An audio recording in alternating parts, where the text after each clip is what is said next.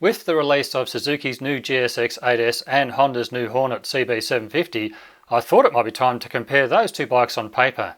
And while I was at it, I started to think about other bikes I might compare in this category. And so today I've come up with 4 other bikes I'm going to compare to the Honda Hornet CB750 and Suzuki GSX-8S. Now the first bike I wanted to compare to these two bikes was the Yamaha MT-07. I think the MT-07 has been the class leading bike in this category for quite a while, and I really wanted to see how that would stack up to these two new bikes. Another bike I wanted to compare was Triumph's Trident 660. This bike has been getting praise from riders and reviewers worldwide, and I really wanted to see how it would stack up. While we're on Triumphs, I also wanted to see how the 765 RS would compete. Now I know this is a bike that's in a completely different category price-wise, but when you compare capacity and form factor, it's a 765cc naked motorcycle. So what have we got there? We've got the MT-07, the GSX-8S, the Hornet CB750, the Trident 660, the Street Triple 765 RS, and there is one more bike I wanted to compare to these motorcycles, and that bike is the 2023 Kawasaki Z900.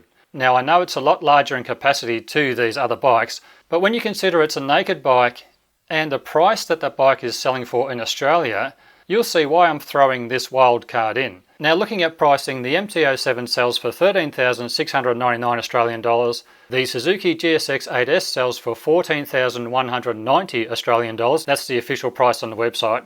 I'm estimating the Honda Hornet is going to sell for a very similar price. I think they'll have to compete with the GSX-8S. So although we have no official pricing, I'm going to guesstimate the Honda Hornet CB750 at 14,200 Australian dollars. The Triumph Trident 660 sells for 13,690 Australian dollars. The Triumph Street Triple 765 RS sells for 20,590 Australian dollars. Now, as you can see, that bike is a lot higher in price, but I was thinking, you know what, if money was no object, would I consider this bike in this category? And I thought, yeah, of course, why not? If money was no object, the 765 RS would definitely be high on my list.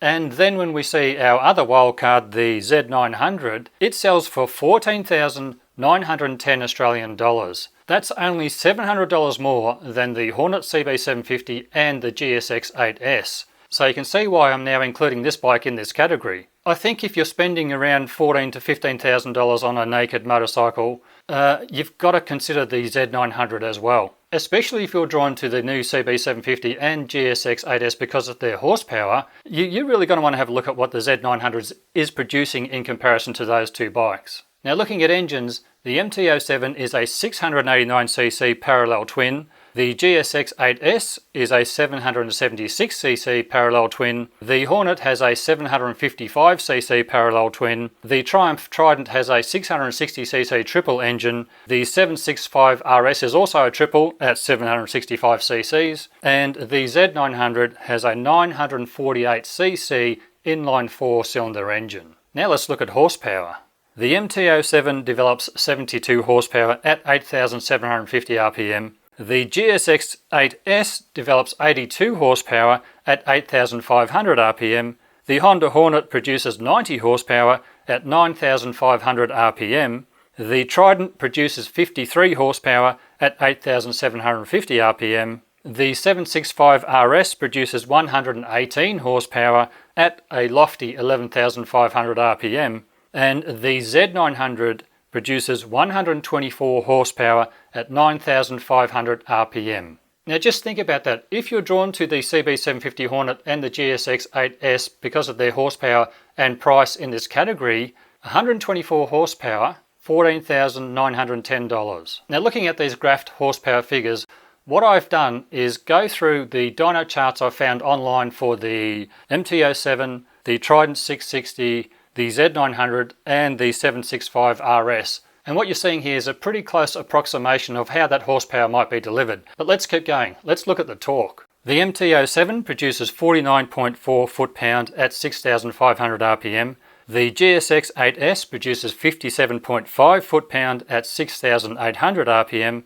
The Hornet produces 55.3 foot-pound at 7,250 RPM. The Trident produces 43.5 foot-pound at 5,000 RPM.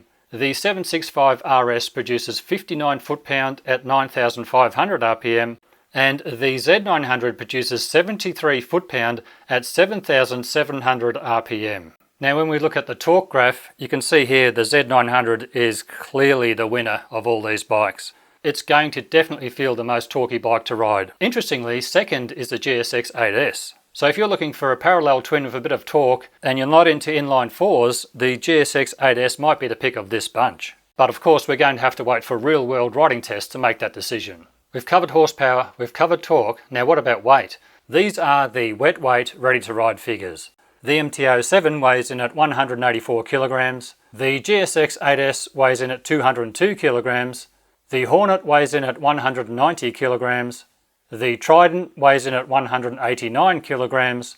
The 765 RS interestingly weighs in at an identical 189 kilograms. And the Z900 weighs in at 212 kilograms. Now that we have the horsepower, torque and weight figures, let's see how these bikes might perform on my virtual drag strip. Now for my virtual drag strip, I'm calculating the power to weight figures for both horsepower and torque with a 200 pound or 90 kilogram rider on board. So let's see how these bikes might stack up once a rider's weight is applied.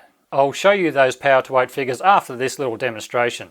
Now the first bike to get a bit of a jump with its superior torque would be the Z900 with the 765 RS hot on its heels. Then we would see the GSX-8S and Hornet equal, with the MT-07 following up and the Trident last. As we approach the finish line, I would expect the 765 RS to be leading, with the Z900 hot on its heels. Both bikes pulling a gap on the Hornet, which would interestingly be pulling a little bit of a gap on the GSX-8S, who would also be well ahead of the MT-07, with the Trident bringing up the rear. Now for the finish line, the 765 RS and the Z900 would be so close it wouldn't be funny, and it could come down to gearing on each bike as to who would win on the day. But I'm predicting those two bikes would be well clear of the rest of the field. And if we look at how I might have come to this conclusion, let's look at the power to weight figures for both horsepower and torque for all these bikes. And remember, these are the power to weight figures including a 200 pound or 90 kilogram rider. For horsepower power to weight,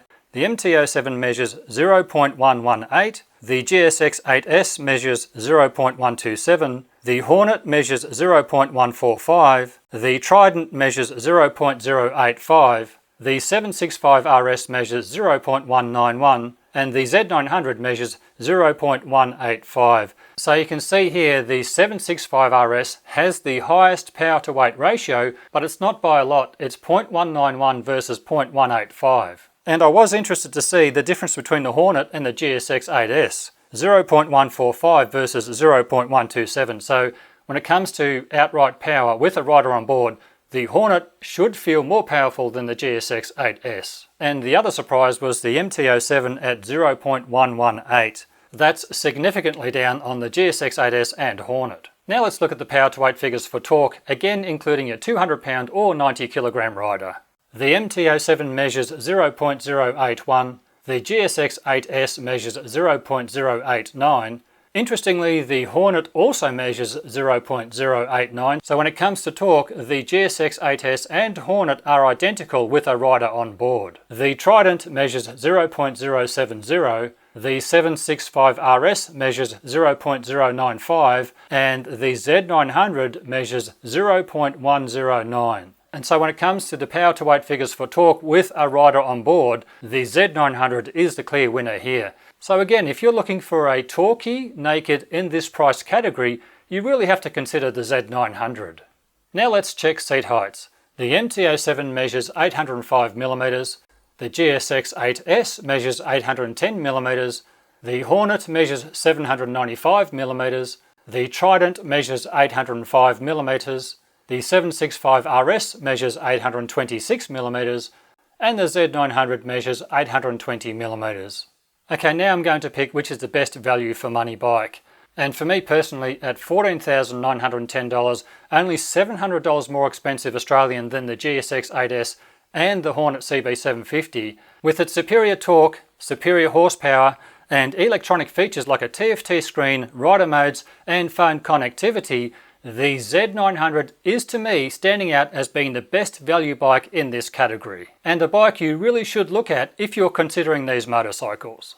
Now, if money was no object, which bike would I buy? Well, I think that's obvious. It's going to be the 765 RS.